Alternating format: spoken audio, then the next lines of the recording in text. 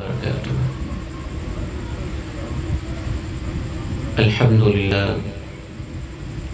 الحمد لله نحمده ونستعينه ونستغفره ونعوذ بالله من شرور أنفسنا ومن سيئات أعمالنا. أشهد أن لا إله إلا الله وحده لا شريك له، وأشهد أن محمدًا عبده ورسوله صلى الله عليه وعلى آله وصحبه وسلم. رب اشرح لي صدري ويسر لي أمري واحلل عقدة من لساني يفقهوا قولي.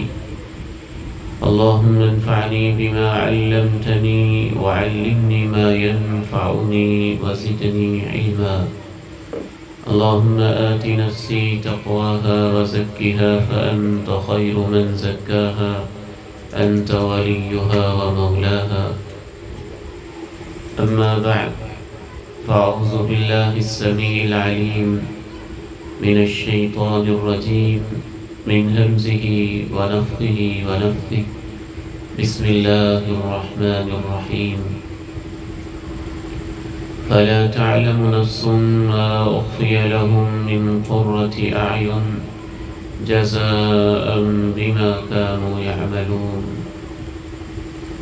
وقال عز من قائل سبحانه وتعالى في جنة عالية لا تسمع فيها لاغية فيها عين جارية فيها سرر مرفوعة وأكواب موضوعة ونمارق مصفوفة وزرابي مبثوثة.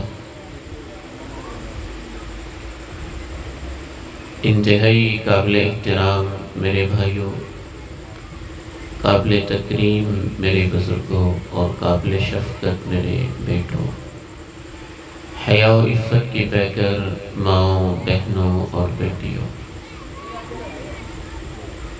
گفتگو کے باقاعدہ آغاز سے پہلے میں التماس کروں گا انتظامیہ کے بعض احباب سے کہ ہمارے پیارے جو چھوٹے چھوٹے بچے ہیں ان کو پیار کے ساتھ ہال میں بٹھا دیں، بڑوں کے درمیان میں کہیں ان کو بٹھائیں تاکہ یہ بھی گفتگو سنیں، ان کا شور نہ ہو۔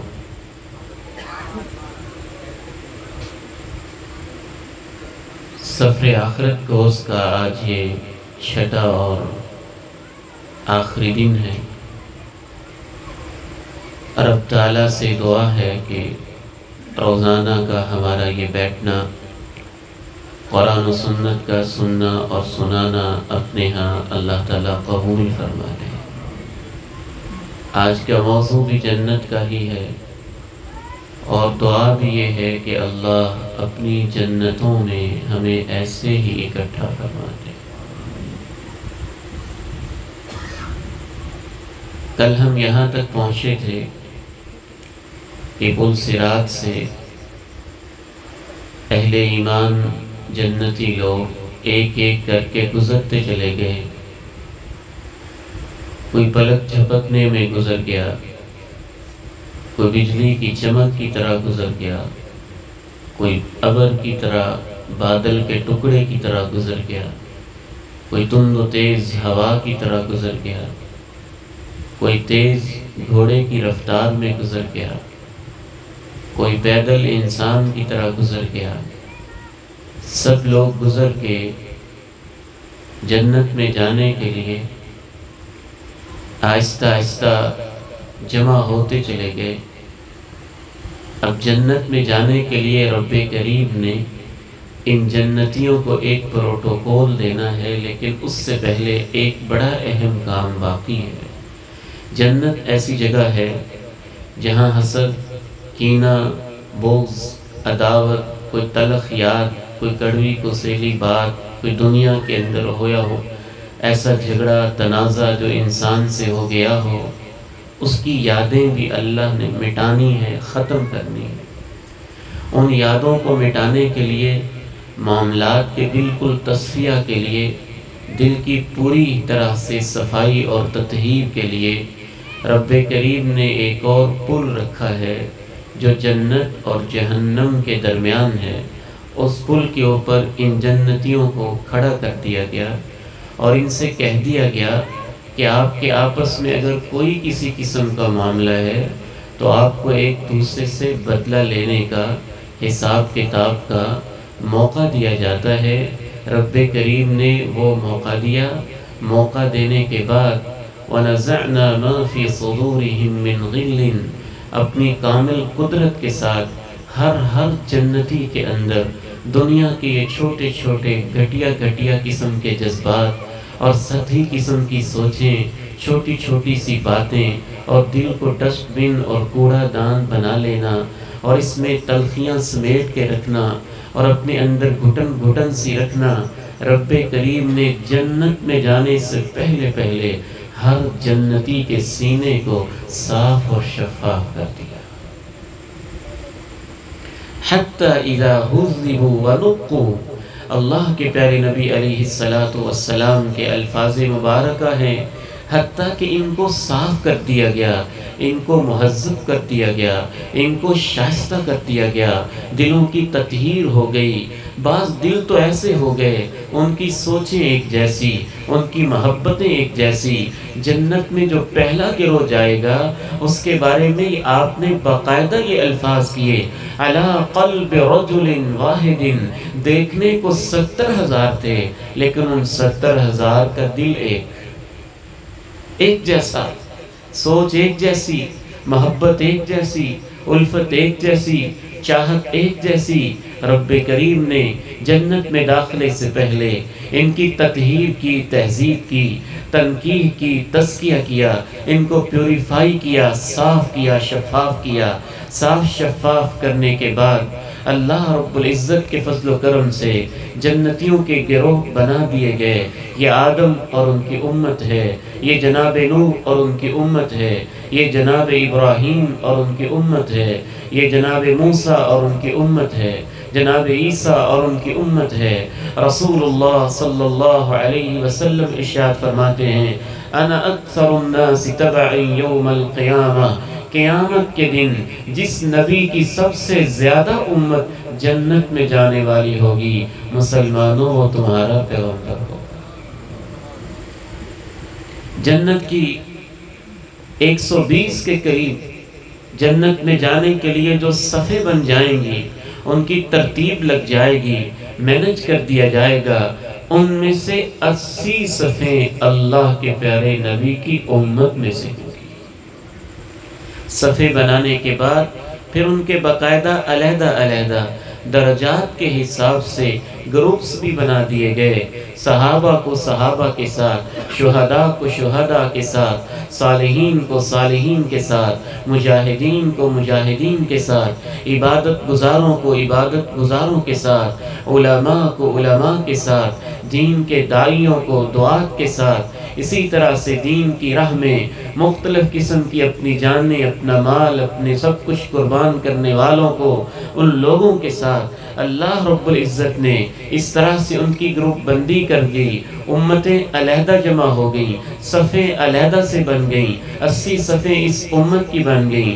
اس امت میں سے درجات کے لحاظ سے ترتیب علیحدہ لگ گئی۔ رب کریم کی طرف سے ان کو باقاعدہ طور پر اب جنت کے دروازے تک پہنچانے کے لیے، اب تو رب کے مہمان ہیں، ان کو پروٹوکول ملنا ہے، ان کو ایک آنر ملنی ہے، ان کو ایک عزت ملنی ہے۔ اب یہ پیدل تو نہیں جائیں گے نا، رب کریم نے یہاں سے لے کر جنت کے دروازے تک پہنچانے کے لیے ایسی سواریوں کا انتظام کیا ہے۔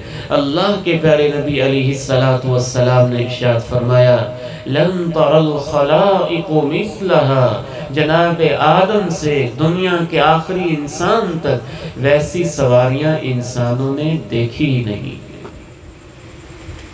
نامعلوم وہ کیسی سواریاں ہوں گی، ان کی کیا رفتار ہوگی، ان کی کیا اڑانیں ہوں گی، ان کے اڑنے کا کیا انداز ہوگا۔ جنتیوں کو اللہ رب العالمین کی طرف سے وہ سواریاں پیش کر دی جائیں گی۔ اس منظر کا جہاں اللہ رب العزت نے نقشہ کھینچا ہے، میں یہ چاہوں گا کہ آپ قرآن ہی کے الفاظ میں ان کو سنیے اور اللہ سے دعا کیجئے کہ اللہ ہمیں بھی ان لوگوں میں شامل فرما دے۔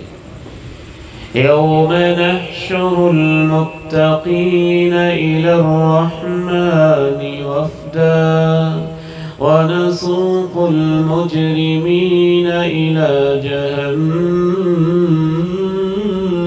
وردا۔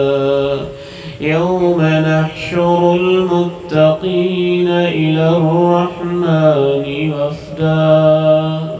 ہم وفا شعاروں کو، تقوی اختیار کرنے والوں کو رحمان کے پاس ایک وفد بنا کے لے کے جائیں گے۔ جیسے مہمان ہوتے ہیں، ان کا باقاعدہ پروٹوکول ہوتا ہے، ان کی آنر ہوتی ہے، ان کی عزت ہوتی ہے، ان کا مقام ہوتا ہے۔ مجھے تو رہ رہ کے احساس یہ آتا ہے اور بار بار خیال یہ آتا ہے، اور تو پروٹوکول پیچھے رہ جائیں گے، ہمارے لیے سب سے بڑا پروٹوکول یہی ہوگا کہ ہمارے قائد، ہمارے امام، ہمارے مقتدا، ہمارے رہبر، ہمارے رہنما، ہمارے آگے آگے چلنے والے دونوں جہانوں کے سردار ہوں گے۔ یہ کتنے اعزاز کی بات ہوگی۔ جنت کے دروازے پہ پہنچ گئے، ساری امتیں جمع ہو گئی، سب انبیاء اکٹھے ہو گئے۔ اب دوبارہ پھر جنت کے دروازے بند ہیں، ایک دوسرے سے مشورہ جاری ہے۔ اب دروازہ کون کھلوائے، کون سب سے پہلے کھولے، کون ناکنگ کرے، کون دستک دے۔ جناب آدم کے پاس لوگ جمع ہوئے، جناب نوح کے پاس، جناب ابراہیم، جناب موسیٰ، جناب عیسیٰ۔ کسی کو یہ ہمت نہ ہوئی۔ اللہ کے پیارے نبی علیہ السلام فرماتے ہیں انا اول من یقرع باب الجنہ، سب سے پہلے جنت کا دروازہ میں کھٹکھٹاؤں گا۔ پھر آپ نے ارشاد فرمایا نحن الآخرون السابقون، ہم سب سے آخر میں آئے ہیں لیکن جنت میں ہم سب سے پہلے جائیں گے۔ یہ رب کریم کی محبتیں ہیں نا، اپنے آخری محبوب کے ساتھ اور ان کی امت کے ساتھ خاص انداز ہے، یہ خاص پروٹوکول ہے یہ، جو قیامت کے دن اس امت کو اپنے پیغمبر کی وجہ سے اور ان کی برکتوں کی وجہ سے اور ان کی محبوبیت کے خاص مقام کی وجہ سے عنایت کیا جائے گا۔ جب آپ دروازہ کھٹکھٹائیں گے، خازن پوچھے گا کون؟ آپ فرمائیں گے میں اللہ کا آخری نبی محمد صلی اللہ علیہ وسلم ہوں۔ وہ خازن کہے گا بِكَ أُمِرْتُ أَلَّا أَفْتَحَ لِأَحَدٍ قَبْلَكَ، میں جب سے پیدا ہوا آپ ہی کے انتظار میں تھا، مجھے حکم تھا میرا آخری نبی آئے گا، اس کا یہ نام ہوگا، انہی کے لیے دروازہ کھولنا ہے۔ صرف اور صرف یہ خاص پروٹوکول، ایک خاص قسم کا جنت کا داروغہ اور جنت کا خازن ہوگا، یہ عظیم فرشتہ ہوگا جو صرف اللہ کے پیغمبر کے لیے دروازہ کھولنے کی خاطر وہاں کھڑا ہوگا۔ نہ اس سے پہلے کسی کے لیے اس نے دروازہ کھولا، نہ آپ کے بعد کسی کے لیے اس اہتمام سے اس نے دروازہ کھولنا۔ دروازہ کھول دیا گیا، جنت میں داخلہ شروع ہو گیا۔ سب سے پہلے رسول اللہ صلی اللہ علیہ وسلم جنت میں داخل ہوئے۔ یہاں ایک بڑا حیران کن مسئلہ ہے، میں اس پہ بڑی دیر تک سوچتا رہا۔ آپ ارشاد فرماتے ہیں کہ جو ہی میں جنت میں داخل ہونے لگا، ایک عورت بھی تھی، وہ بھی میرے ساتھ ساتھ، یوں لگتا جیسے میرے ساتھ ہی مجھ سے آگے بڑھ کے جنت میں داخل ہونا چاہتی ہے۔ میں نے پوچھا تو کون ہے، تو کون ہے؟ تو اس عورت نے جو جواب دیا، میری بہت ساری ماؤں، میری بہت ساری بہنوں، میری بہت ساری بیٹیوں کے لیے غموں دکھوں کی ماری ہوئی مائیں، غموں اور دکھوں کی ستائی ہوئی بہنیں اور بیٹیاں، ان کے لیے بڑا حوصلہ افزا ہے۔ پوری انسانیت کھڑی ہے، اللہ کے پیغمبر جا رہے ہیں۔ آپ فرماتے ہیں ایک عورت مجھ سے آگے بڑھنے کی کوشش میں ہے، میں پوچھتا ہوں تو کون ہے؟ یہاں میرے ساتھ آئی کھڑی ہے۔ وہ عورت جواب دیتی ہے اے اللہ کے پیارے نبی، میں ان بچوں کی ماں ہوں جن کا باپ رخصت ہو گیا تھا، میرے بچوں نے یتیمی کے دکھ سہے تھے۔ قعدت علی ایتام لی، میں نے بیوگی کے غم برداشت کیے تھے، اپنی جوانی کو ان بچوں کی خاطر میں نے قربان کر دیا تھا، اور ان بچوں کو میں نے بڑی محنتوں سے پالا تھا، میں ان بچوں کی ماں ہوں۔ فرمایا ہے نا آپ نے، انا وکافل الیتیم کہاتین، میں اور وہ شخص جو یتیم کی کفالت کرتا ہے ایسے ہوں گے، ایسے۔ تو یہ عورت تو یتیموں کی ماں ہے۔ ادھر اللہ کے پیارے نبی علیہ السلام جنت میں داخل ہو رہے ہیں، ادھر سے یہ عورت آپ سے آگے بڑھنے کی کوشش کر رہی ہے۔ آپ پوچھ لیتے ہیں کہ تو کون، اتنی تیز اور آگے بڑھنے والی، تیری رفتاریں کیسے اتنی تیز ہو گئیں؟ وہ جواب دیتی ہے کہ میں ان یتیم بچوں کی ماں ہوں جن کا باپ رخصت ہو گیا تھا، اور میں نے اپنی جوانی کو اپنے خامن کی دہلیز اور دروازے پہ ان بچوں کی خاطر قربان کر دیا تھا۔ اس کے بعد یہ مین انٹری تھی، دروازہ کھل گیا۔ اس کے بعد پھر جنت کے آگے 8 دروازے ہیں مختلف قسم کے۔ وہ دروازے اتنے ایڈوانس ہیں، اتنے عظیم ہیں کہ ہم ان کا تصور نہیں کر سکتے۔ دنیا نے وہ دروازے بھی دیکھے ہیں جو آٹومیٹک کھل جاتے ہیں، دنیا نے وہ دروازے بھی دیکھے ہیں جو بٹنوں سے کھلتے ہیں، دنیا میں وہ دروازے بھی دیکھے ہیں جو سگنل سے کھلتے ہیں۔ نہ جانے جنت کے اندر اللہ نے کتنا ایڈوانس ایک معاملہ رکھا ہوا ہے کہ انسان سوچ بھی نہیں سکتا۔ آپ علیہ السلام نے ارشاد فرمایا، جنت کے 8 دروازے ہیں، ما بین مصراعین کما بین مکہ و حجر، ایک دروازے کی دونوں چوکھٹوں کا فاصلہ اتنا ہے جتنا مکہ سے لے کے حجر شہر کا یا مکہ سے لے کے بصرہ شہر کا فاصلہ ہے۔ میں حیران ہوا اس حدیث کو پڑھ کے۔ اس حدیث کے اندر 2 معجزے ہیں اللہ کے پیارے نبی کی علم کے۔ آپ کو جو اللہ نے عظیم علم دیا تھا، اس علم کی 2 شانیں پائی جاتی ہیں۔ ایک تو آپ نے فاصلہ بتایا، مکہ اور طرف اس کے ڈائریکشن دیکھی جائے تو حجر شہر اور طرف ڈائریکشن دیکھی جائے تو بصرہ شہر اور طرف۔ میں باقاعدہ گوگل میپ پہ بیٹھا، میں نے دیکھنے کی کوشش کی کہ دیکھیں دروازے کا فاصلہ تو ایک جیسا ہوگا، یا آپ نے 2 شہروں کے نام لیے، ان کا کتنا فاصلہ بنتا ہے؟ ڈائریکشنز الگ الگ ہیں۔ 14 ساڑھے 14 صدیاں پہلے مدینہ منورہ میں کھڑے ہو کے اللہ کے پیارے نبی بیان کر رہے ہیں، اور آج کا گوگل میپ آپ کو بتائے گا کہ مکہ سے حجر شہر کا فاصلہ بھی 790 کلومیٹر ہے، اور مکہ سے بصرہ شہر جو دوسری ڈائریکشن میں ہے ان کا فاصلہ بھی 790 کلومیٹر۔ تو ایک دروازہ تقریباً 800 کلومیٹر چوڑا ہے۔ یہاں سے لے کر شاید پشاور تک ہو جائے گا ریاست۔ اتنا اللہ رب العزت نے وہ دروازہ چوڑا بنایا ہے، اور جنت کے 8 دروازے ہیں، اور اس امت نے اتنی کثرت کے ساتھ جانا ہے کہ آپ ارشاد فرماتے ہیں ان دروازوں پہ ایک دن ایسا آئے گا کہ یہ دروازے اپنے داخل ہونے والوں سے بھرے ہوئے ہوں گے۔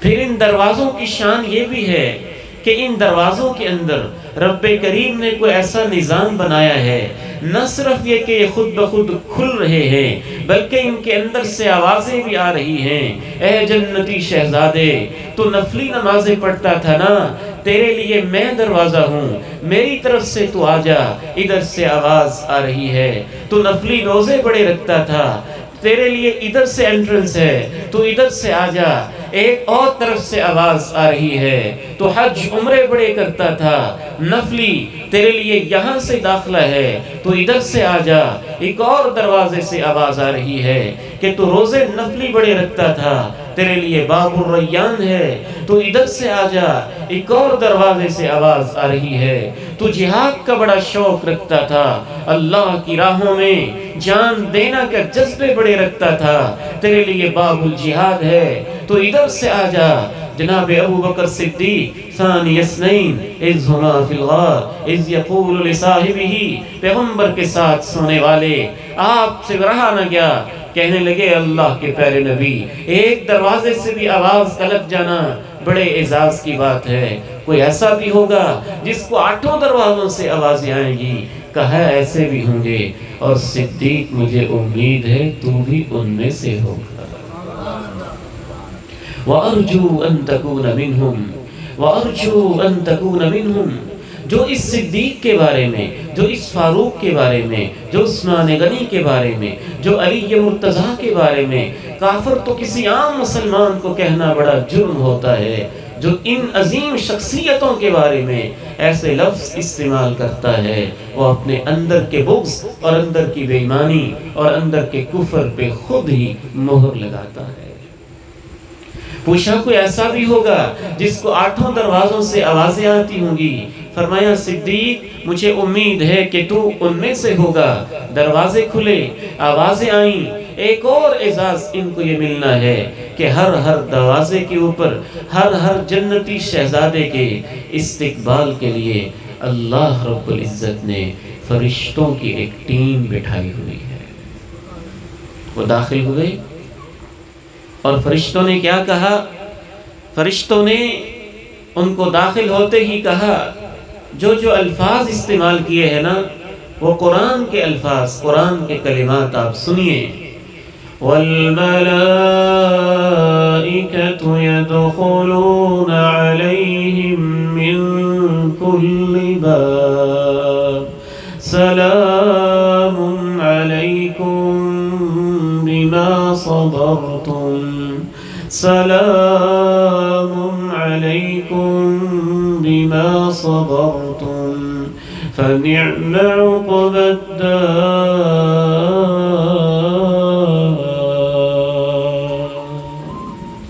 سلام ہو تم کو، تم نے بڑا صبر کیا۔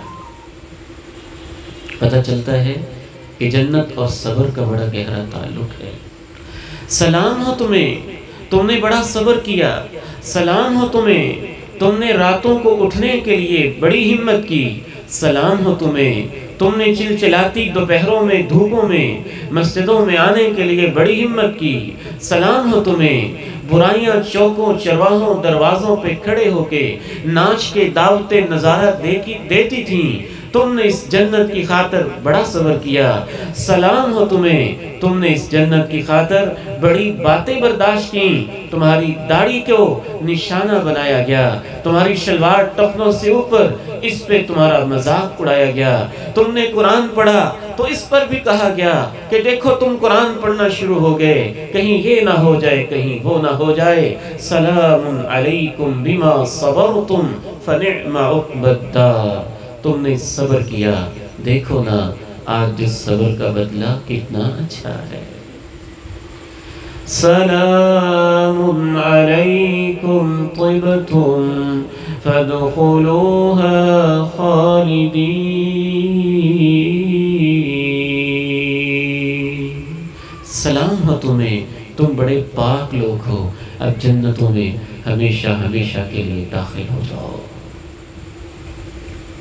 اب جنت کا اندر والا حصہ شروع ہوا، اور جو جنت کا اندر والا حصہ ہے وہاں تو اتنی وسیع و عریض جنت، اتنی وسیع و عریض کہ ایک ایک جنتی کی جنت دنیا کی ساری بادشاہتیں بڑی سے بڑی بادشاہت کو 15 سے ضرب دی جائے، 15 گنا کر دیا جائے تو اس سے بڑی جنت ایک چھوٹے سے چھوٹی جنتی کی۔ رب کریم نے تو یہاں تک کہا اس جنت کے لیے دوڑ کیوں نہیں لگاتے ہو جس کی چوڑائی میں تمہارے سب آسمان بھی آ جائیں گے، تمہاری زمینیں بھی آ جائیں گی۔ سورج ہماری زمین سے کوئی 12 لاکھ گنا بڑا ہے، پھر اس کے بعد گلیکسیز ہیں، کلسٹرز ہیں، مجامع النجوم ہیں، کہکشائیں ہیں، بڑے بڑے سٹارز ہیں، the known largest star of the world, جو دنیا کو محسوس ہوا ہے آج کی سائنس کی اس دنیا میں، جس کو ویوا کارنس میجورس کہا جاتا ہے۔ سائنٹسٹ لکھتے ہیں کہ وہ سورج سے بھی 90 کروڑ گنا بڑا ہے۔ ہماری زمین سے 12 لاکھ گنا بڑا سورج جیسے اربوں کھربوں اس کائنات کے اندر پائے جانے والے سٹارز، ان ستار کے پھر مجموعے اور گلیکسیز اور مجامع ان نجوم، پھر ان کی وسعتیں، ان کی گہرائیاں، ان کی پہنائیاں، پھر ایک ستارہ سورج سے 90 کروڑ گنا بڑا، جس اللہ نے اس کائنات کو اتنا بڑا بنایا ہے، اس گھٹیا دنیا کو، اس چھوٹی دنیا کو، اس فانی دنیا کو، اس عارضی دنیا کو آپ اندازہ کیے کہ جنت کی جو اپنی ایک دنیا ہے، اللہ نے اسے کتنا بڑا بنایا۔ حدیث سے محسوس یوں ہوتا ہے، یہ میں نہیں کہہ رہا، سلف صالحین کی تشریحات ہیں۔ امام ابن حجر رحمہ اللہ ایک حدیث کی روشنی میں لکھتے ہیں کہ محسوس یہ ہوتا ہے کہ جو جنت کا پورے کا پورا ایک آپ کہہ لیجئے کہ پورے کا پورا ایریا ہے، زمین و آسمان سے بڑھ کر ہے، وہ اللہ نے اس طرح سے بنایا ہے جیسے گنبد نما چیز ہوتی ہے، گنبد نما۔ بعض احادیث سے وہ اس کا استشہاد پیش کرتے ہیں۔ رسول اللہ صلی اللہ علیہ وسلم نے ارشاد فرمایا، ان فی الجنت 100 درجہ ما بین درجتین کما بین السماء والارض۔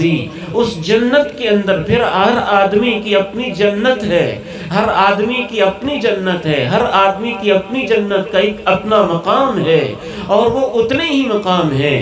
قرآن مجید نے یہاں تک اشارہ کیا کہ جس طرح تمہاری دنیا کے اندر تمہارے اپنے اپنے مقام ہیں، تمہاری اپنی اپنی بلندیاں ہیں، کوئی نیچے رہتا ہے، کوئی اوپر رہتا ہے، کوئی اس سے اوپر، کوئی اس سے اوپر، کوئی ارب پتی، کوئی کھرب پتی، کوئی اس سے اوپر، کوئی اس سے اوپر۔ جس طرح دنیا کے لیے تم محنتیں کرتے ہو، مختلف تمہارے مقام ہوتے ہیں۔ وَلَلْآخِرَةُ أَكْبَرُ دَرَجَاتٍ وَأَكْبَرُ تَفْضِيلًا۔ آخرت کے درجے دنیا سے بڑھ کر ہیں۔ وَلِكُلٍّ دَرَجَاتٌ مِّمَّا عَمِلُوا۔ وہ انسان کے اعمال کے مطابق جنتوں کے بھی رب کریم نے درجات بنائے۔ اللہ کے پیارے نبی علیہ السلام ارشاد فرماتے ہیں، جنت کے 100 درجے ہیں، ایک درجے سے دوسرے درجے کا اتنا ہی فاصلہ ہے جتنا زمین سے لے کے آسمان کا فاصلہ ہوتا ہے، جتنا زمین سے آسمان کا فاصلہ ہوتا ہے۔ پھر آپ نے ارشاد فرمایا کہ جو سب سے اونچے درجے کی جنت ہے اس کو فردوس کہا جاتا ہے۔ وَإِذَا سَأَلْتُمُ اللَّهَ فَاسْأَلُوهُ الْفِرْدَوْسَ۔ اے میری امت کے لوگوں، جب تم اللہ سے مانگو تو صرف جنت ہی نہیں، جنت الفردوس مانگا کرو، جنت الفردوس مانگا کرو۔ کس موقع پہ یاد آئے؟ والد گرامی حضرت شیخ میرے مربی میرے باپ مولانا یوسف رحمہ اللہ مجھے کہنے لگے، عبید الرحمن محسن بیٹے، فردوس تو بہت اونچی جنت ہے۔ اللہ کے پیارے نبی نے فرمایا، اعلی الجنہ و اوسطها، سب سے اونچی جنت بھی وہ ہے اور درمیان میں بھی وہ ہے۔ یہیں سے امام ابن حجر نے صحیح بخاری کی شرح کے اندر لکھا کہ اونچی بھی ہو اور درمیان میں بھی ہو، یہ وہی چیز ہوتی ہے جو قبہ نما ہو۔ تو جنت کی کائنات اس طرح سے اللہ رب العزت نے بنائی ہے کہ جنت الفردوس سب سے سینٹر میں بھی ہے اور سب سے اونچی بھی ہے۔ وہ ایک نئی دنیا، ایک نیا جہاں ہے، ہماری اس کائنات سے بہت ہی وسیع ہے۔ آپ نے ارشاد فرمایا فردوس مانگا کرو۔ میرے والد گرامی مجھے کہنے لگے، عبید الرحمن بیٹے، ہم کس منہ سے فردوس مانگا کریں؟ ہمیں تو جنت مانگتے ہوئے ڈر لگتا ہے، تو ہم کس منہ سے فردوس مانگا کریں؟ پھر انہوں نے خود ہی جواب دیا اور بڑا خوبصورت جواب دیا۔ کہنے لگے، بیٹا میں نے اس پہ بڑا غور کیا ہے کہ اللہ کے پیارے نبی نے اپنی امت سے کہا ہے تم بھی فردوس مانگا کرو۔ فردوس اتنے اونچے مقام پہ جنت ہے کہ اس فردوس کی چھت اللہ کا عرش ہے، اللہ کا عرش ہے۔ اور اس فردوس کے اندر رہنے والے کچھ خوش نصیب ایسے بھی ہیں کہ ان کو روزانہ صبح و شام اپنے اللہ کا دیدار بھی نصیب ہوتا ہوگا۔ فرمانے لگے، ہم کس منہ سے کیسے مانگا کریں اتنا اونچا مقام؟ پھر فرمانے لگے، مسئلہ خود ہی حل کر دیا، کہنے لگے بیٹا مجھے تو سوچ سوچ کے یہ بات سمجھ میں آتی ہے کہ بعض دفعہ بڑے اونچے لوگوں کی شادی ہوتی ہے، کسی پرائم منسٹر کی ہے، کسی چیف منسٹر کی ہے، کسی M P A M N A کی ہے، بڑے وی وی آئی پی لاؤنجز ہیں، ہاؤسز ہیں، یا بڑے اونچے عالیشان ہالز ہیں، طرح طرح کے بوفے سسٹم ہے، عجیب قسم کا کھانا ہے، وہاں عام بندہ جا تو نہیں سکتا، لیکن ایک فقیر جب چلا جاتا ہے، تھوڑا سا حوصلے والا ہو، تو ان وی آئی پی لوگوں کے کھانے میں سے اس فقیر کو بھی کچھ مل ہی جاتا ہے۔ کہنے لگے جنت تو اونچے لوگوں کے لیے ہے، لیکن ہم جب فقیر ہو کے اللہ سے مانگیں گے نا، تو اللہ ہماری فقیری کو دیکھ کے دے سکتا ہے۔ اس لیے اپنے عمل کو دیکھ کے نہیں، اپنی محتاجی کو دیکھ کے، اللہ کی رحمت کو دیکھ کے، اس کی عظمت کو دیکھ کے، اس کے شان کو دیکھ کے، اس کے مقام کو دیکھ کے، الحمدللہ جب سے یہ حدیث پڑھی ہے، اکثر کتنے خطا کار گناہگار ہمارے جیسے اللہ کے پاس جاتے ہیں، جب جنازے کے لیے کھڑے ہوتے ہیں نا، تو یہ حدیث یاد آ جاتی ہے، تو صرف یہ نہیں کہتے اللہ اس کو جنت دے دے، ہم تو دعا میں کہتے ہیں اللہم ادخلہ الجنت الفردوس، اللہ تیرے نبی نے کہا تھا فردوس ہی مانگو، ہمارے اس جانے والے کو بھی فردوس ہی عنایت کر دے۔ ہمارے عمل سے کوئی تھوڑی ملنی، اللہ کی رحمت سے ملنی، اعمال نے تو ایک سبب بننا ہے۔ آپ علیہ السلام نے ارشاد فرمایا کہ جنت کے 100 درجے ہیں، بعض جنتیوں کی جنت اتنی اونچی ہوگی جس طرح سے ہم یہاں بیٹھ کے سورج چاند ستاروں کو دیکھتے ہیں، ان کی جنت ایسے نظر آ رہی ہوگی، لیکن وہاں سینے صاف ہیں، کسی کا کسی کے بارے میں کوئی حسد نہیں، کوئی ایسی سوچ ہی نہیں آئے گی، بس وہ مقام اللہ نے بنائے ہیں، درجات اللہ نے بنائے ہیں، وَلَلْآخِرَةُ أَكْبَرُ دَرَجَاتٍ وَأَكْبَرُ تَفْضِيلًا، باقی ساری جنتیں مشترک ہیں، بہت سارے لوگ ایک مقام پہ پہنچے ہوئے ہیں، 100 درجوں والی جنتوں میں ایک مقام ایسا ہے، حضرت آدم سے آخری انسان تک سارے نبیوں میں سے بھی وہ صرف ایک پیغمبر کو ملے گا۔ اللہ کے پیارے نبی نے ارشاد فرمایا جنت میں ایک مقام ایسا ہے، وہ اللہ نے اپنے ایک بندے کے لیے رکھا ہوا ہے، مجھے امید ہے کہ وہ بندہ تمہارا پیغمبر ہوگا۔ پھر آپ نے کہا کہ جب بھی تم اذان سنو تو اذان سننے کے بعد جیسے جیسے مؤذن کہے اس کے ساتھ ویسے ویسے کہتے رہا کرو، جب اذان سے فارغ ہو جائے پھر میرے اوپر درود بھیجا کرو، میرے اوپر درود بھیجنے کے بعد میرے لیے تم وسیلہ مانگا کرو۔ کیسے ہم دعا کرتے ہیں، اللہم صلی علی محمد وعلی آل محمد کما صلیت علی ابراہیم وعلی آل ابراہیم انکا حمید مجید۔ برکت حاصل کرنے کے لیے دل میں آہستہ آواز میں سب پڑھ لیں، اللہم بارک علی محمد وعلی آل محمد کما بارکت علی ابراہیم وعلی آل ابراہیم انکا حمید مجید۔ اس کے بعد ہم کیا کہتے ہیں، اللهم رب هذه الدعوة التامة والصلاة القائمة آت محمدا الوسيلة آت محمدا الوسيلة، اے اس اذان، اس دعوت کے، اس پکار کے رب، تو ہمارے پیارے نبی کو مقام وسیلہ عطا فرما، سب سے اونچا مقام جو صرف ایک ہستی کے لیے ہے اور وہ اللہ کے پیارے نبی کے لیے ہے۔ آپ نے ارشاد فرمایا تم جب یہ دعا کرو گے تو اللہ کی طرف سے تمہارے لیے میں سفارش کر دوں گا، یعنی اس میں تمہارا ہی فائدہ ہوگا، تمہارا ہی فائدہ ہوگا۔ تو اتنی بڑی جنت میں انسان اپنا گھر کیسے ڈھونڈے گا؟ اسے کیسے پتہ چلے گا کہ میرا گھر کہاں ہے، میری منزل کہاں ہے، میں نے کہاں جانا ہے؟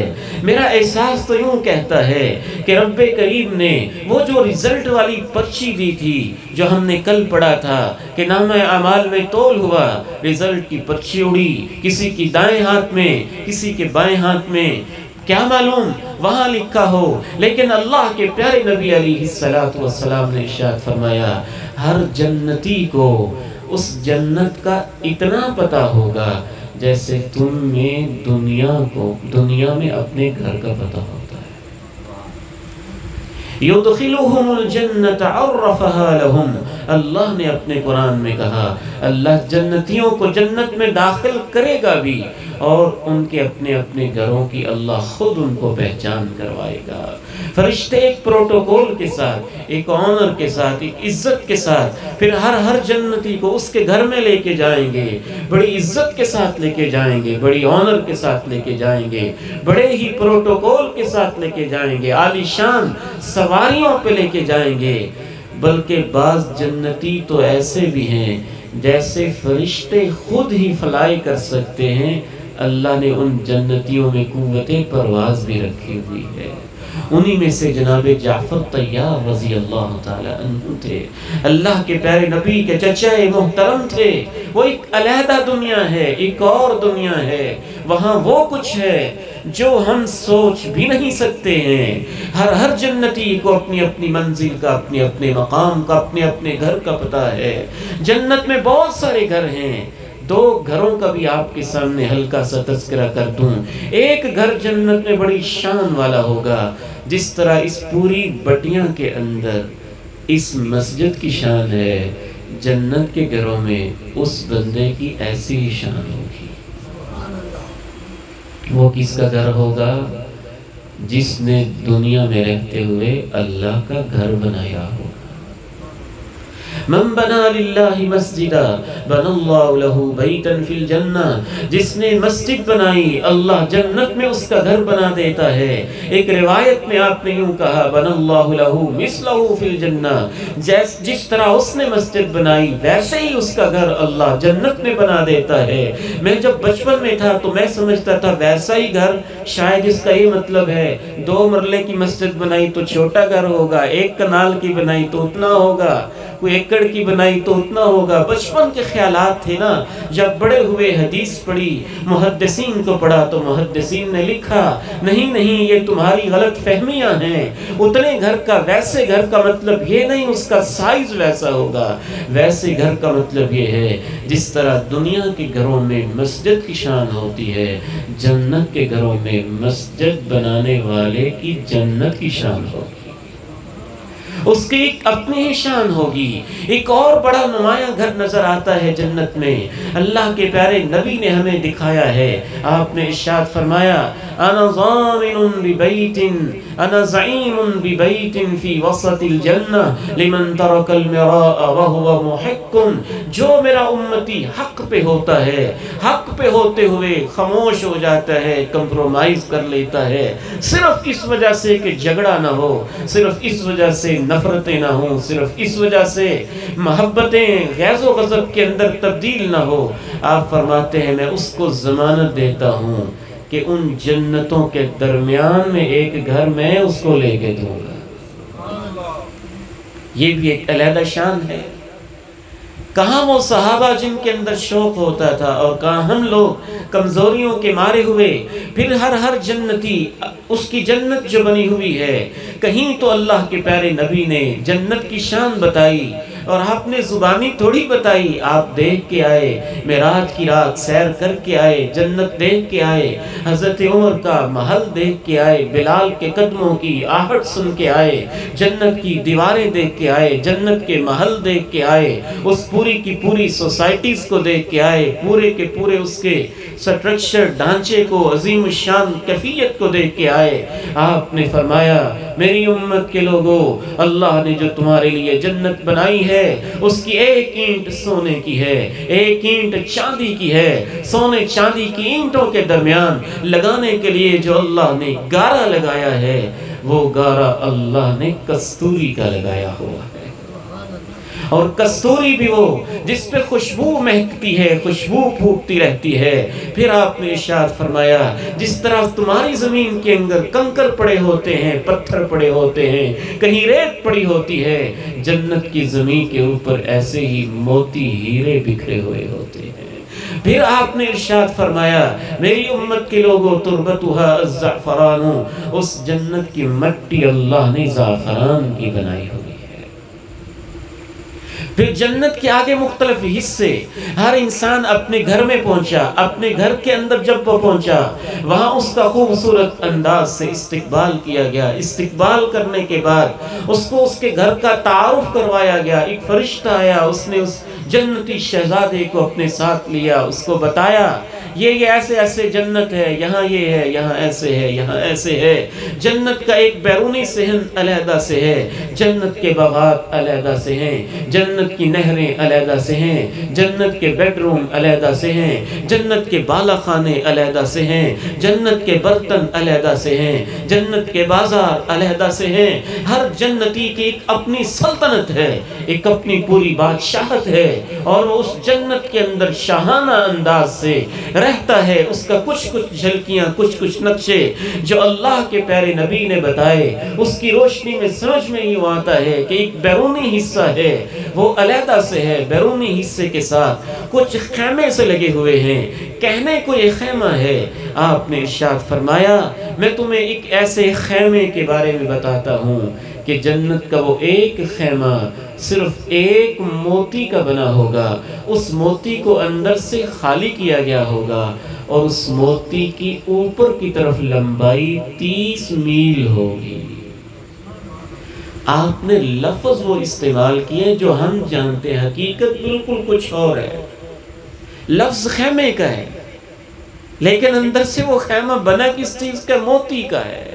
شارحین حدیث نے لکھا کہ آپ نے لفظ خیمہ کیوں استعمال کیا ہے، اس کی حکمت بھی انہوں نے بتائی۔ یہ پیغمبر کی باتیں ہیں نا، پیغمبر کا لفظ حکمت پہ مبنی ہوتا ہے، وحی کی روشنی میں ہوتا ہے۔ شارحین حدیث نے لکھا خیمے کی یہ خصوصیت ہوتی ہے، عرب معاشرے کے اندر جہاں ان کا دل چاہتا ہے خیمے کو اٹھاتے ہیں، وہاں لے جاتے ہیں، یہاں سے اٹھایا یہاں لے گئے، یہاں سے اٹھایا یہاں لے گئے، یہاں سے اٹھایا یہاں لے گئے، یہاں سے اٹھایا یہاں لے گئے۔ رب کریم نے جب جنت کی حوروں کا تذکرہ کیا تو جنت کی کچھ حوروں کے بارے میں سورہ رحمان میں کہا حور مقصورات فی الخیام، وہ حوریں ایسی ہیں کہ ہر وقت خیمے کے اندر ہی رہتی ہیں، وہ حوریں خیمے سے باہر نکلتی ہی نہیں ہیں۔ یہ ان کی شان جب بیان کی تو میں سوچا کرتا تھا کہ ہر وقت خیمے کے اندر مطلب کیا؟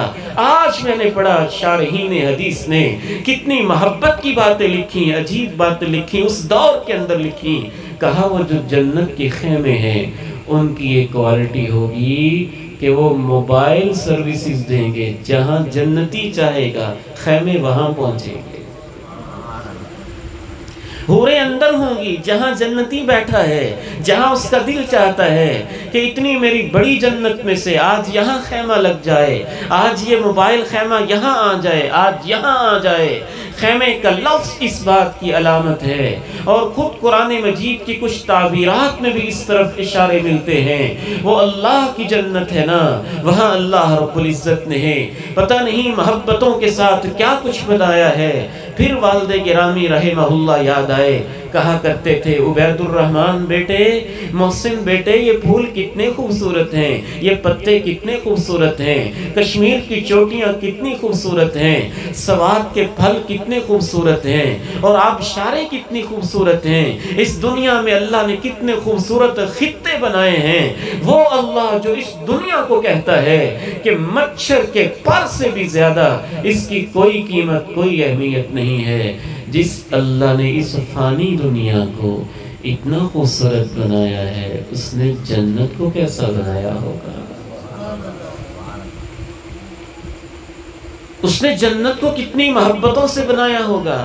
پھر پیغمبر کی حدیث یاد آئی کہ آپ نے ارشاد فرمایا اللہ کی رحمت کے 100 حصے ہیں، ایک حصہ اس نے زمین پہ اتارا ہے، وہ ایک حصہ میری اور آپ کی ماں کی ممتا کو ملی تو وہ تڑپنے لگی۔ اس رحمت میں سے ایک حصہ دنیا کے سب باپوں میں سے میرے آپ کے باپ کو ملا تو وہ پدرانہ جذبہ بن گیا۔ اس رحمت میں سے ایک حصہ اللہ کے پیارے نبی ارشاد فرماتے ہیں کہ جنگل کے چیتے شیر درندوں کی ماں کو ملا تو انہوں نے بھی راتیں اپنے پاؤں اٹھا اٹھا کے گزار دیں، کہیں ہمارا بچہ ہمارے پاؤں کے نیچے نہ آ جائے۔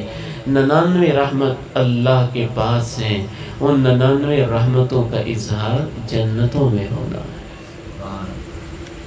وہ جنتوں میں ہونا ہے، اور پتہ نہیں کیسے کیسے ہونا ہے، کس کس انداز کے اندر ہونا ہے۔ گھر کے حصوں میں سے بیرونی حصے علیحدہ ہیں، خیمے والے حصے علیحدہ ہیں، اور خیمے سے مراد صرف خیمہ ہی نہیں، خیمے سے مراد ایک موتی جس کی لمبائی 30 میل تک ہے، اور صرف وہ خیمہ ہی نہیں، کوئی ایسی جگہ جنت کے اندر نہیں ہے جس کو اللہ نے جنتی شہزادے کے لیے تیار نہ کیا ہوا ہو۔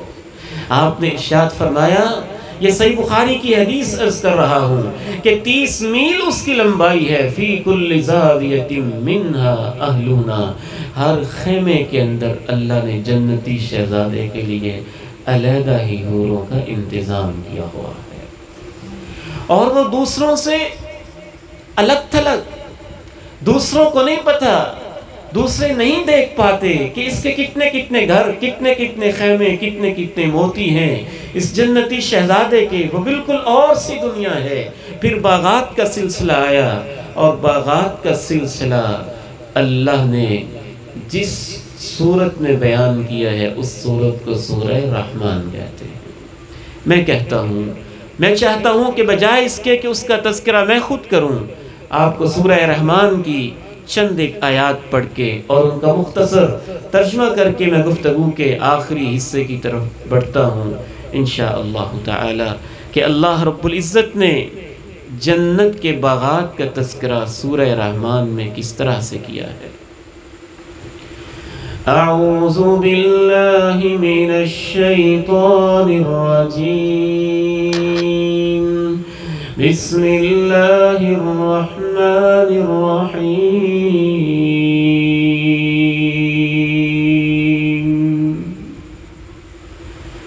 ذواتا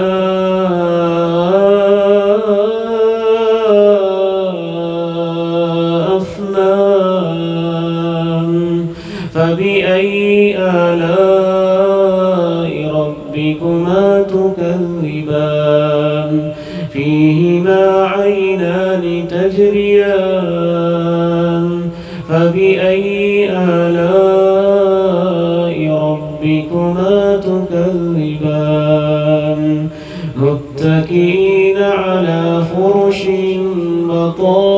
بطائنها من استبرق، وجنى الجنتين دان، فبأي آلاء ربكما تكذبان، فيهن قاصرات الطرف لم يطمثهن إنس قبلهم ولا جان،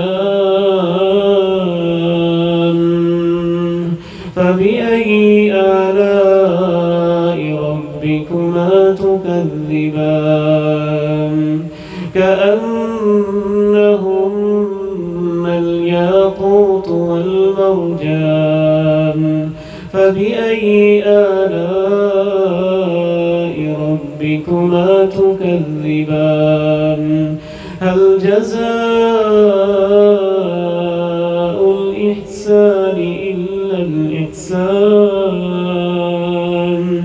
فبأي آلاء ربكما تكذبان۔ جو اپنے رب کے سامنے کھڑے ہونا اور حساب سے ڈر جائے اس کے لیے جنتیں ہیں۔ تم اپنے رب کی کون کون سی نعمت کو جھٹلاؤ گے؟ وہ باغات بڑی بڑی شاخوں والے ہیں، بڑی بڑی ٹہنیوں، بڑی بڑی شاخوں والے قسم قسم کے ہیں، تو اپنے رب کی کون کون سی نعمتوں کو جھٹلاؤ گے؟ ان میں 2 چشمے بھی ہیں، ہر وقت بہتے رہتے ہیں، تو اپنے رب کی کون کون سی نعمتیں جھٹلاؤ گے؟ اس میں ہر پھل کی کئی قسمیں ہیں، تو اپنے رب کی کون کون سی نعمتیں جھٹلاؤ گے؟ جنتی اپنی جنتوں کے اندر بستروں کے اوپر تکیے لگا کے، ٹیک لگا کے بیٹھے ہوں گے، اور ان کے تکیے ایسے ہوں گے جن کے اندر کا حصہ بھی اللہ نے ریشم سے بھرا ہوگا۔ اندر کا حصہ عموماً رف ہوتے ہیں، باہر والا قیمتی ہوتا ہے، تو اللہ نے کہا اندر کا حصہ ریشم کا ہوگا، اس کا مطلب ہے باہر والا تو تم اندازہ ہی نہیں کر سکتے کتنا نرم ہوگا، کتنا پیارا ہوگا، جس کے اندر کا حصہ ریشم کا ہوگا۔ وَجَنَى الْجَنَّتَيْنِ دَانٍ، اور اس کے باغوں کے پھل اس کے بالکل قریب ہوں گے۔ دوبارہ منظر ذہن میں لائیں، چشمے بہہ رہے ہیں، شاخیں لٹکی ہوئی ہیں، جنتی شہزادے کا پلنگ سجا ہوا ہے، یہ پلنگ کے اوپر بادشاہوں کی طرح ٹیک لگا کے بیٹھا ہوا ہے، ہر قسم کے پھل کی کئی قسمیں، ہر پھل کی دو قسمیں اس کے سامنے موجود ہیں۔ وَجَنَى الْجَنَّتَيْنِ دَانٍ، اور پھل اس کے قریب ہیں۔ قریب ہونے کا مطلب مفسرین، شارحین اور بعض روایات میں یہ آتا ہے یہ خواہش کرے گا اور پھل اس کے منہ میں۔ اس نے خواہش کی اور وہ اس کے قریب، اس نے خواہش کی اور وہ اس کے سامنے، اس نے خواہش کی اور وہ اس کے منہ میں۔ پھر اللہ نے ارشاد فرمایا تم اپنے رب کی کون کون سی نعمت جھٹلاؤ گے؟ اس کے اندر نگاہوں کو نیچے رکھنے والی شرم و حیا کی بہ کر حوریں بھی ہیں، جن کو اس سے پہلے کسی انسان، کسی جن کا ہاتھ تک نہیں لگا ہے۔ تم اپنے رب کی کون کون سی نعمتیں جھٹلاؤ گے؟ وہ اتنی خوبصورت ہیں جیسے ہیرے اور موتی ہوتے ہیں۔ تم اپنے رب کی کون کون سی نعمت جھٹلاؤ گے؟ نیکی کا بدلہ، اچھائی کا بدلہ اچھائی ہی تو ہوتا ہے۔ یہ اچھا تھا تو اس کا بدلہ اچھا ہی تو ہے۔ نہروں کا علیحدہ سلسلہ ہے، اس کا اللہ رب العزت نے علیحدہ تذکرہ کیا۔ مثل الجنة التي وعد المتقون فيها أنهار من ماء غير آسن وأنهار من لبن لم يتغير طعمه وأنهار من خمر لذة للشاربين وأنهار من عسل مصفى۔ اس جنت کی مثال جو متقیوں سے وعدہ کیا جا رہا ہے، اس میں ایسی نہریں بھی ہیں جو ایسے پانی سے ہیں جو کبھی خراب نہیں ہوتا، ایسی نہریں ہیں جو دودھ کی ہیں جس کا ذائقہ کبھی بدلتا نہیں، ایسی نہریں بھی ہیں جو شراب کی ہیں جس کی لذت کبھی خراب نہیں ہوتی ہے، اور ایسی نہریں بھی ہیں جو شہد کی ہیں جس کی صفائی کرنے کی ضرورت پیش نہیں آتی ہے۔ یہ کرتے کرتے ایک خوبصورت نہر کا نام نہر کوثر ہے۔ نہر کوثر ہے، جو حوض کوثر آپ نے دیکھا تھا نا، اس کا اصل سرچشمہ جنت میں ہے۔ وہاں سے تو ایک حوض بنایا گیا، یعنی جنت سے نہر کی وہ سپلائی دے کر نا حوض کوثر میں اس امت کو پانی پلانے کا انتظام کیا گیا ہے۔ اصل اس امت کے لیے خصوصی نہر تو اللہ نے اپنے محبوب کو جو دی ہے اس کو نہر کوثر کہتے ہیں۔ حَفَّتَاهُ قِبَابُ اللُّؤْلُؤِ، آپ ارشاد فرماتے ہیں جو اللہ نے مجھے نہر دی ہے جنت کی اسے الکوثر کہتے ہیں، اور اس کے کنارے کنارے کے اوپر اللہ نے موتیوں کے خیمے لگائے ہوئے ہیں۔ آخری ایک حدیث آپ سے عرض کرنا چاہتا ہوں، اور یہ بہت خوبصورت حدیث ہے، دل لگا کے سنیے گا۔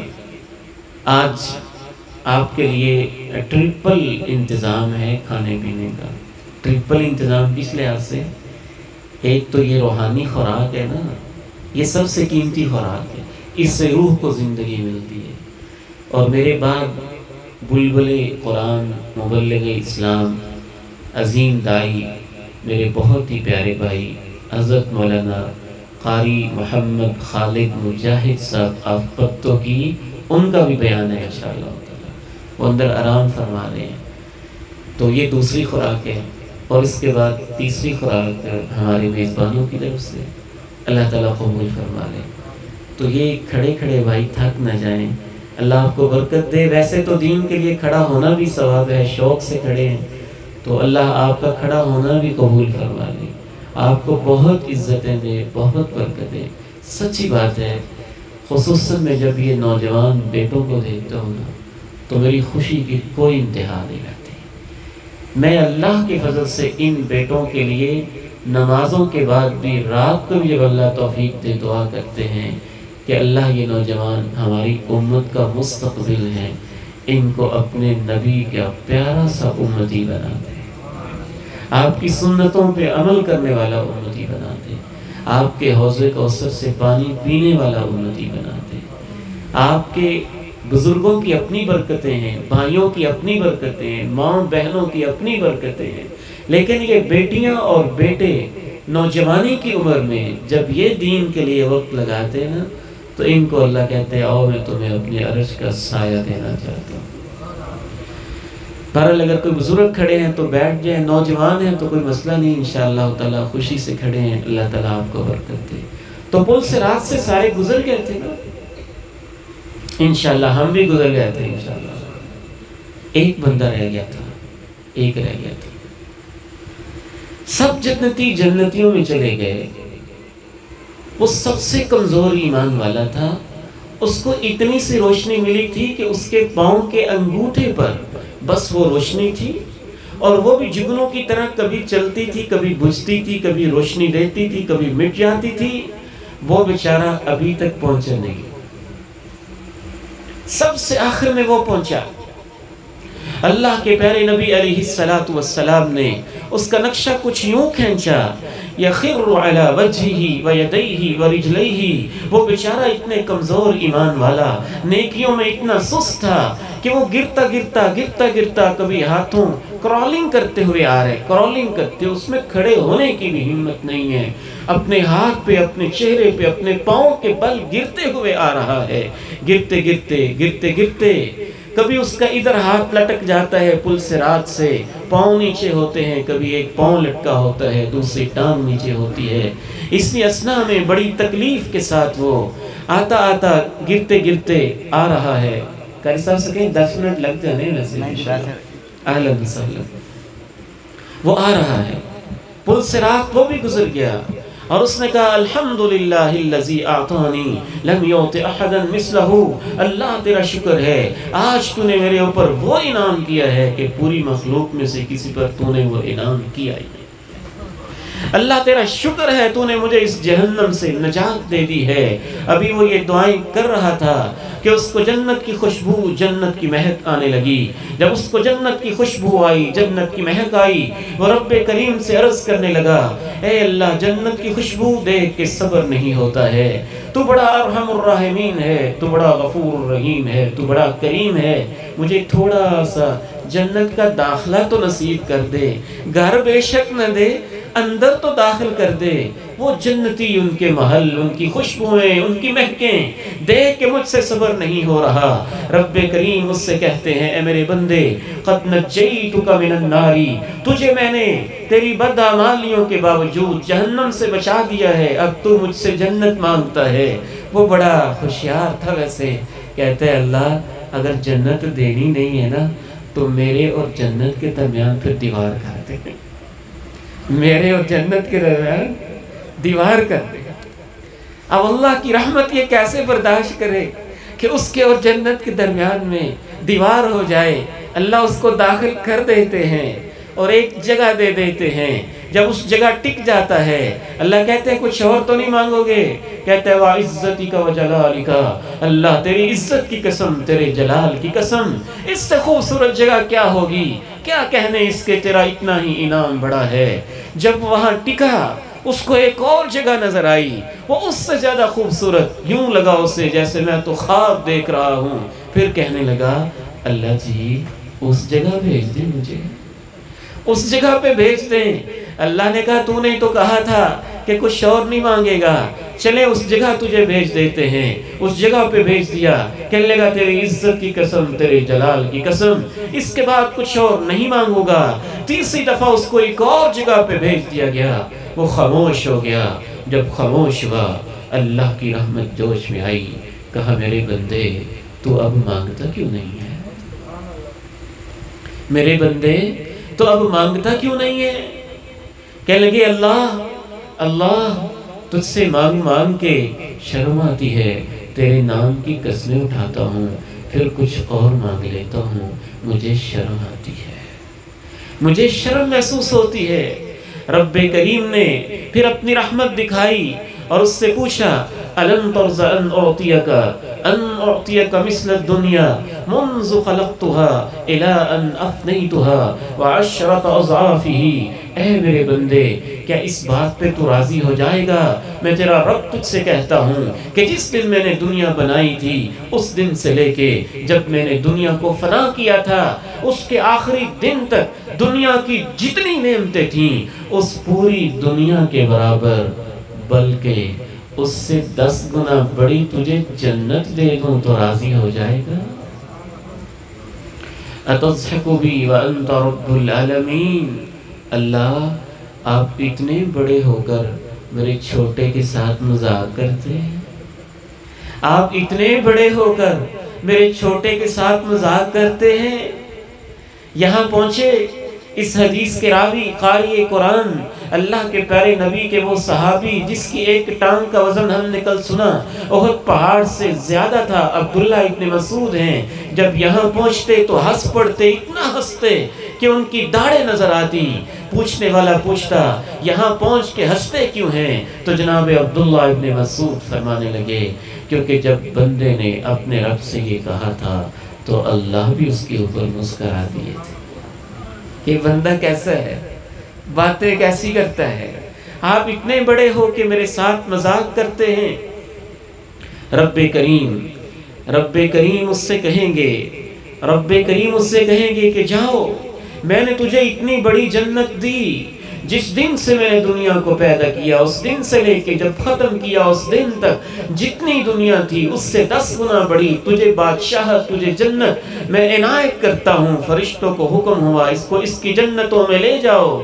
جب اس کو جنتوں میں لے جانے لگے اس کا ایک پہلا ابتدائی اس کی اپنی جنت میں اس کو محل نظر آیا، نور کے ساتھ چمکتا دمکتا ہوا۔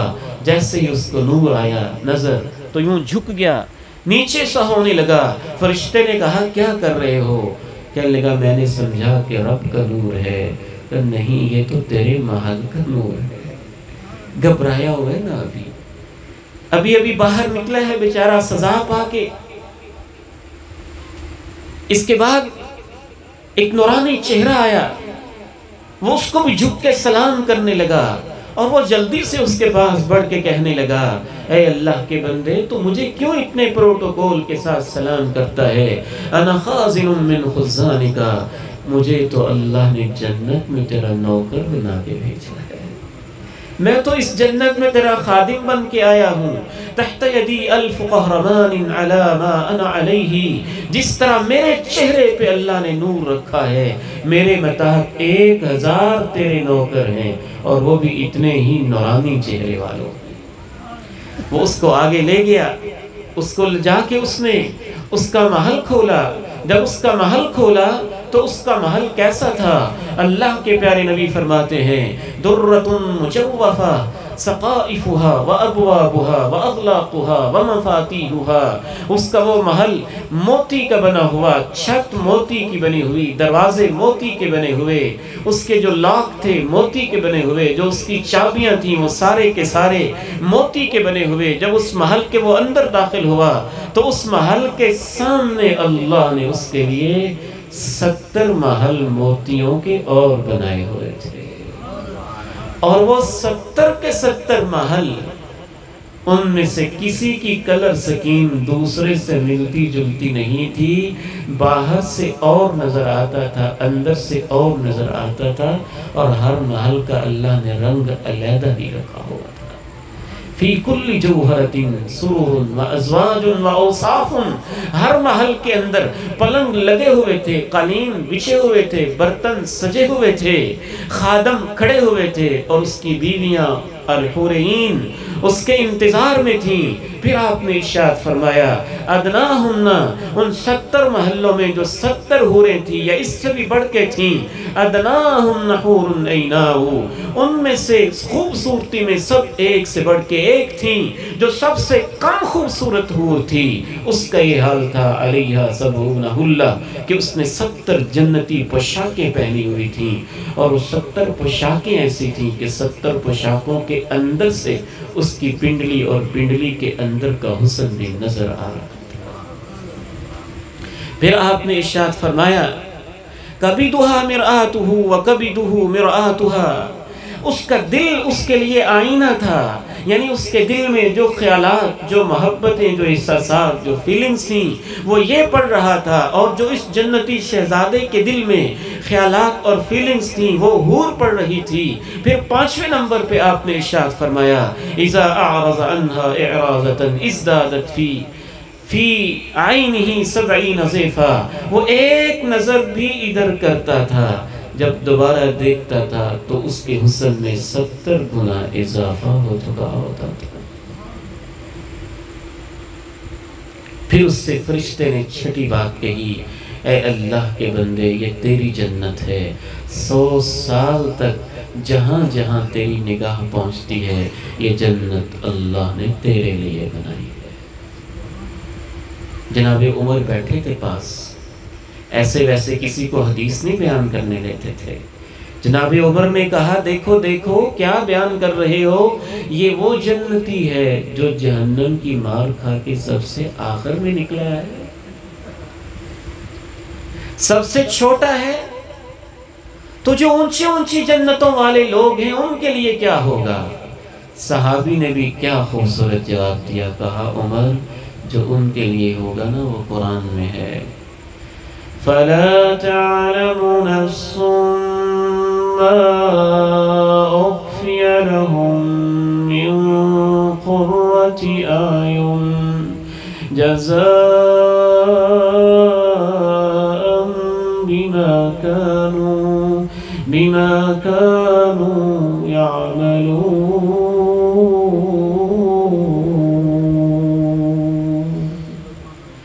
کسی کو پتہ ہی نہیں اور ممکن ہی نہیں کہ پتہ چل جائے کہ ان اونچے مقام والے جنتیوں کے لیے اللہ نے کیا چھپا کے رکھا ہوا ہے۔ صحیح بخاری کی ایک حدیث میں آتا ہے جناب موسیٰ نے اپنے رب سے کہا اللہ سب سے چھوٹا جنتی کو اس کے لیے کیا ہوگا، سب سے اونچے جنتی کے لیے کیا ہوگا؟ تو رب کریم نے جب اونچے جنتی کا تذکرہ کیا تو کہا صحیح بخاری میں اولئک الذین ورثت کرامتہم بیدی، جو اونچے مقام والے جنتی ہیں ان کی جنت کی میزبانی کے انتظام تو میں نے اپنے ہاتھوں سے کیے، وہ تو میرے فرشتے بھی نہیں جانتے کہ اس میں کیا ہے۔ ما لا عین رأت، کسی آنکھ نے دیکھا نہیں، ولا اذن سمعت، کسی کان نے سنا نہیں، ولا خطر علی قلب بشر، کسی انسان کے دل میں اس کا خیال بھی نہیں آیا۔ ہمارا خیال بھی ہمارے مشاہدات کا مقید ہوتا ہے، خیال بھی ہماری اتنی ہی پرواز کر سکتا ہے جو ہم نے مشاہدہ کیا ہوتا ہے۔ آج سے 200 سال پہلے کوئی بندہ کیسے سوچ سکتا تھا کہ یہاں بیٹھے ہوئے میرا امریکہ میں رہنے والا، مکہ میں رہنے والا، مدینہ میں رہنے والا میرا بھائی میرے موبائل پہ میرے سامنے مجھ سے باتیں کر سکتا ہے؟ وہ سوچ بھی نہیں سکتا تھا۔ تو اس جنت کے اندر وہ کچھ ہے انسان جتنی بھی ترقی کر جائے وہ سوچ بھی نہیں سکتا ہے۔ 4 اعلان ہوئے اللہ کی طرف سے، سب جنتی جنت میں داخل ہو گئے۔ پہلا اعلان موت کو ذبح کیا گیا اور کہہ دیا گیا کہ آج کے بعد کسی کو موت نہیں آئے گی۔ دوسرا اعلان ان لکم ان تحیوا فلا تموتوا ابدا وان تصحوا فلا تسقموا ابدا وان تشبوا فلا تهرموا ابدا۔